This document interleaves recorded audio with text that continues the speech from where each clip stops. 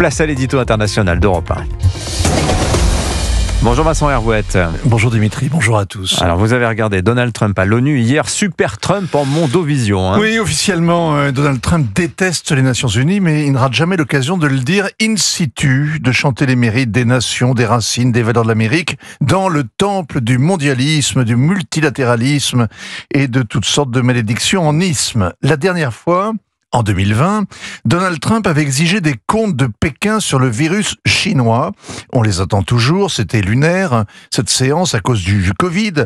Les discours en vidéo étaient diffusés dans une salle déserte et ça sentait la fin du monde. Hier, au contraire, la salle était pleine à craquer, le monde aux aguets écoutait le Donald, certains le visage fermé, comme le secrétaire général Guterres, d'autres souriaient, il a assuré le spectacle. Et ça a commencé avant même qu'il s'installe à la tribune, l'escalator est tombé en panne, le prompteur aussi, cela a permis d'ironiser sur l'efficacité légendaire de l'ONU, et si quelqu'un avait voulu lui rappeler que l'organisation n'arrive plus à boucler son budget de fonctionnement car les États-Unis ont au moins 3 milliards de dollars d'arriérés, eh bien, il ne s'y serait pas pris autrement. Alors, n'ayant pas de prompteur, il a donc improvisé. Et il a parlé pendant 3 quarts d'heure, 3 fois plus que prévu, au lieu de lire le discours écrit par d'autres, mais il savait quel message faire passer. Il était aussi sincère qu'il le peut. Il s'est vanté, bien sûr, il a reproché à l'ONU de ne même pas lui avoir passé un coup de fil alors qu'il a fait son boulot à sa place, donc en obtenant la fin de 7 conflits depuis son élection.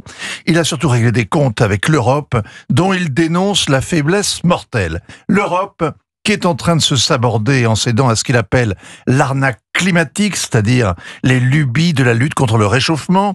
L'Europe qui ne respecte pas sa culture, ses peuples, ses frontières et qui s'en va en enfer. L'Europe qui succombe à la submersion migratoire. Il y a consacré un tiers de son discours. Ça rappelait J.D. Vance à Munich il y a 6 mois. Le vice-président avait sidéré les dirigeants européens en dénonçant leur déconnexion avec le peuple, leur peur de la liberté, leur lâcheté politiquement correcte. Eh bien, Donald Trump lui donne l'exemple de ce qu'il a fait à sa frontière sud et il dénonce l'ONU qui aurait dépensé 350 millions de dollars l'an dernier pour aider les migrants à entrer aux États-Unis. À l'évidence, l'argent aurait été mieux employé à réparer l'escalator et le prompteur. Il a aussi dénoncé l'hypocrisie des Européens qui continuent à acheter du gaz et du pétrole à la Russie. Il leur a fait honte.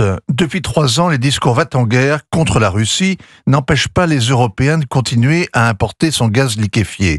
Et ça, c'est la vraie surprise de la journée, son changement de ton sur l'Ukraine et la Russie. Donald Trump ne se contente plus de pleurer sur le sort des 5 à 7 000 soldats qui meurent chaque semaine de part et d'autre du front, comme s'il renvoyait les deux camps dos à dos. Il dit que la Russie est un tigre de papier, qu'elle a été humiliée en Ukraine. Vladimir Poutine l'a visiblement beaucoup déçu. Visiblement, effectivement, le voyage triomphal à Pékin que le Russe a fait il y a 10 jours a dessillé les yeux de l'Américain. Il le met en garde. L'Ukraine peut récupérer l'intégralité de son territoire et même aller plus loin, dit-il. C'est un virage à 180 degrés. Personne ne sait ce matin s'il s'agit de rodomontade, comme l'ONU en a beaucoup entendu, ou d'un retournement stratégique, celui que les Ukrainiens n'espéraient plus. Signature Europe 1, ainsi va le monde. Vincent Hervouette. Merci beaucoup Vincent.